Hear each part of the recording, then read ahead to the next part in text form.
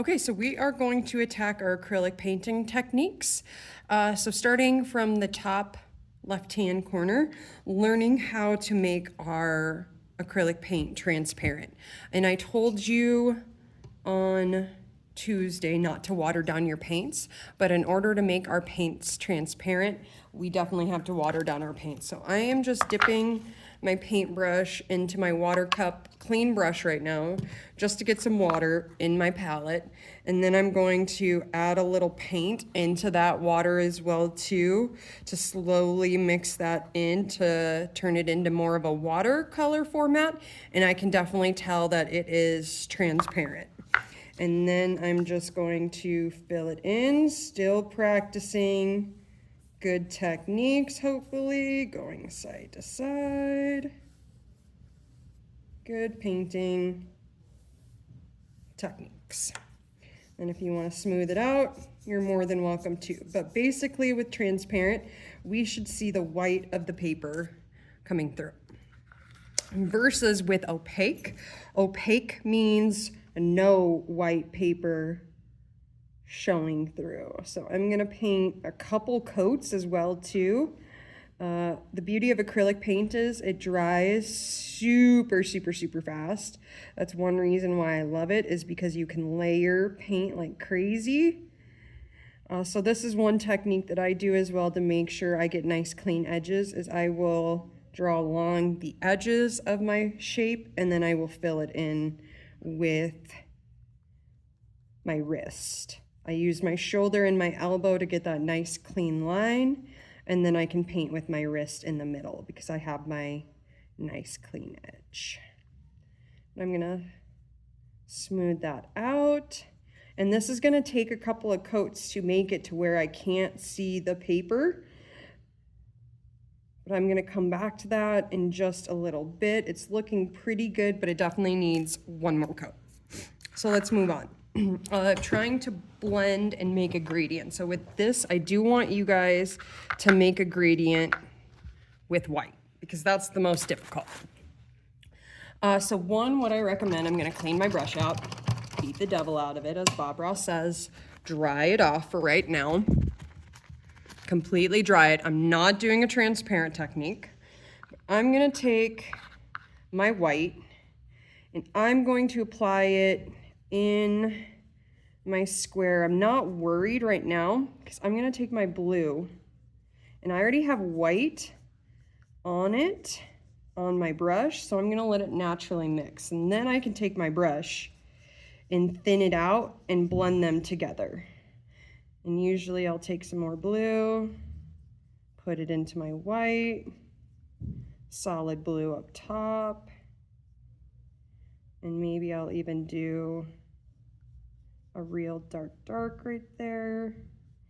But we need to be making the gradient in or on your paper. So you can go in directly with white, and it's all about layering. So I drag my white up into my blue, and then when I get some blue on my brush, I drag it back down into my white. And it's a really light application of my brush. Like if I were to put my brush on your guys' hands, you would barely feel it. It's like a tickle across your paper. But we want a nice gradual transition with our gradient from light to dark, where there is no sudden abrupt changes, where that's just a wet spot right there that's drying. So I'm pretty happy with that. So I'm gonna clean my brush, dry it off, because the next one, you need a dry brush, as it sounds. So I'm very much going to have a dry brush, completely dry. Now, this doesn't all just pertain to when you clean your brush, this also pertains to how much paint you have on your brush. So a lot of the times I will wipe off some extra paint on my palette, and I'll move that out of the way. And then you can see my bristles are kind of spread apart. And then I can go in and do this dry brush texture. This is really great if you're doing like wood grain, hair, fur, marble, concrete, any type of texture really, to where you get that dry brush. A tiny, tiny, tiny amount on your paintbrush, and your brush should be dry to bring it in. Okay. That one's almost dry. I will come back to that. Next one, we're gonna blend two colors. So I'm gonna blend blue and red are my two colors. So practicing, getting a nice clean edge, but I'm gonna thin it, stop it about halfway. And now I'm gonna clean my brush, dry it. I'm gonna go to my red now. You guys don't have to do red and blue. You're more than welcome to do whatever colors, but just forewarning, yellow and blue are really hard to mix together because you have the really light and the dark color. Easier ones are red and yellow. Oops, went outside the lines a little bit. Not that big of a deal. So same thing as when I did my gradient. I'm gonna bring some of my red up into my blue and bring it down. So my blue dried in some areas. So I'm gonna bring that down because I have a very hard edge where I can see where my blue and my purple stop and my red begins. So I have color on my brush and I got my maroon and just lightly keep fading it down. And I'm gonna soften that transition right here to a nice gradual gradient. That I'm pretty happy with. Okay. Stippling. So stippling is a really fun one, I think, because one, I like to stipple, especially with dots. I usually do this for like my background. I'll use blue. Why not? I've been doing blue. Might as well go with it. Okay, so stipple. So we've been painting with our bristles. When we stipple, we're actually gonna paint with the very end of our brush. So you don't have to always just paint with a brush as well too. But when I'm ready, I'm gonna dot it to try to get nice, perfect circles. And if you press lightly, you get teeny tiny little circles. If you press harder or like more firm, you're gonna get bigger circles. But this is really good also if you do stars, polka dots, wherever you might have dots, like a sparkle in the eye type of thing, but dots basically. And next we'll move on to our negative painting. So negative painting, you paint the negative space. So our positive space is our lightning bolt. So we are going to paint around our lightning bolt. So when you paint around something, we want to start nice clean edge, painting with shoulder and elbow. So I'm not moving my wrist at all unless I'm changing directions. Going really nice and slow to try to get a nice clean line. It pays to be slow and meticulous in the beginning because that means less cleanup work at the end.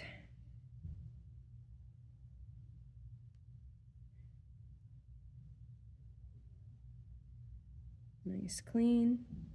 Not even moving my wrist, so when I move my whole arm to get this nice clean. This is called a hard edge, where I know where the white stops and the black begins. This is a soft edge where we don't know where the red ends and the blue begins. And sometimes you're gonna need hard edges, sometimes you're gonna need soft edges. It's just a matter of what you're painting, what the lighting is like, things like that.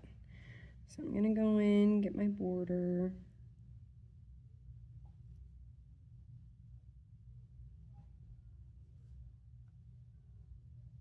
A nice clean edge. Drag my brush.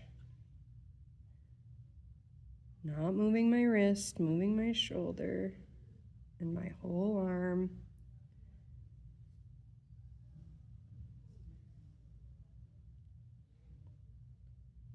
And we'll touch up that corner. Okay, then when I have my outline, then I can be kind of messy and careless. not completely careless. I still need to make sure I don't go inside my lightning bolt. But then I can be a little bit like more faster, a little less meticulous, because I know I'm just filling it in right there. Go in, fill it in.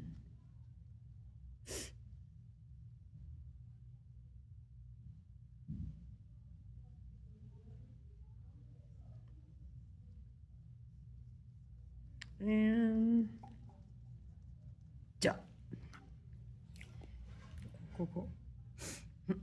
Okay. I'm just gonna hop right into the cone. So this is gonna be interesting because I'm at an angle, but we'll make it work. Okay. So hopefully I don't block your guys' view too much with my hand. If anything, here, I'll move the camera angle.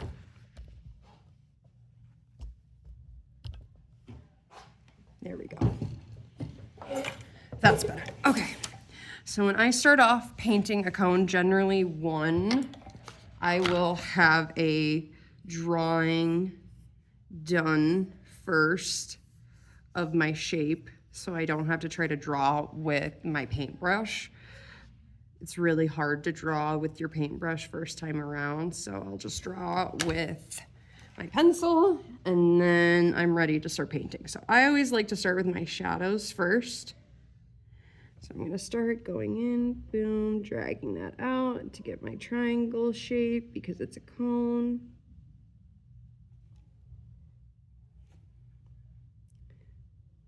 And this one, we are aiming for having nice gradual value changes in the cone. Okay, so I know my core shadow area is on this more left-hand side. So right away, I've got a good amount of black on my paintbrush. I'm just gonna go in, let me switch my camera view. Go in and apply that brush directly on. I'm kind of doing like a dry brush technique for applying my value.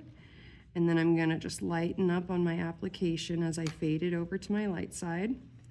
I've got a little bit of a dark over here. Still, it's dark over here. It's not as dark as my core shadow. Need a little bit more brush. And you could do solid paint if you want to. Maybe I'll clean it up after with solid. Oh, my black's drying, that's why. But I don't want my core shadow to be as dark as my cast shadow. And right now I'm kind of worried it's getting to be pretty dark.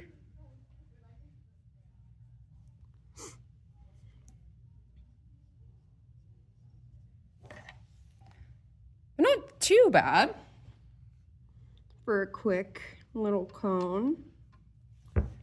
Make it 3D. It's not as dark. The beauty of paint too is if you make it too dark. I'm just gonna go in. White is not gonna be able to cover black, like easy peasy. The only way it's gonna really cover is if you do solid amount of white. So I'm just gonna soften a little bit and then go back in with some black. So you can't really cover a dark or cover a dark with a light, but you can cover a light with a dark. But I'm pretty happy with it. My cone looks 3D. I'm just gonna fix the very edge of my cone right there and make it really nice and dark at the bottom. Really get the perspective, and that I like. Okay, last thing that I need to do is just one more coat on my opaque, because as you can maybe see, there's some paper showing through. And if there's paper showing through, then it's not opaque. Opaque means you cannot see through the color. And a lot of beginning painters, they are very unaware that that does not look good in a lot of different aspects, that it just looks messy and no bueno. So we do not like that. But you do your final coat on this opaque, and then you are done.